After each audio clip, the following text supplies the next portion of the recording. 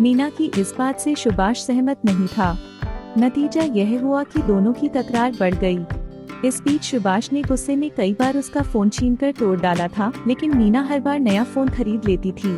फिर मीना की डिलीवरी के बाद माहौल ऐसा बना कि वह अपने एक माह के बच्चे को लेकर अपने मायके आ गई और उसे तलाक का नोटिस दे दिया। कहा जाता है कि संदेह और ईर्ष्या में इंसान खुद ही खोखला हो जाता है। यही हाल सुभाष का भी था। सुभाष ने पहले तो पत्नी से कहा कि वह मायके से लौट आए, लेकिन जब वह आने के लिए तैयार नहीं हुई, उसने एक खतरनाक फैसला कर लिया।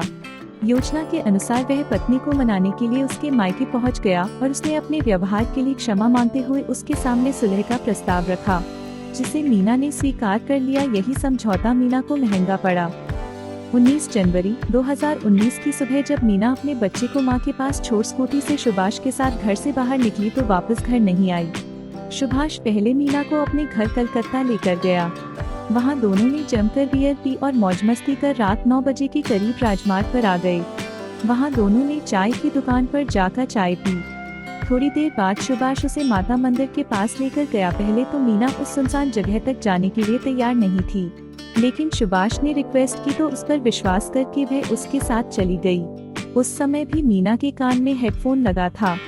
वह किसी फ्रेंड से चैटिंग कर रही थी, जिसे सुनकर सुभाष चल भूल रहा था।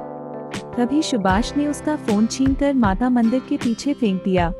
उस समय मंदिर के पास अंधेरा था, जगह सुनसान थी। मोबाइल को लेकर मीना पति से उलझ गई तो सुभाष ने अपने दोनों हाथों से उसका गला पकड़कर घोट दिया।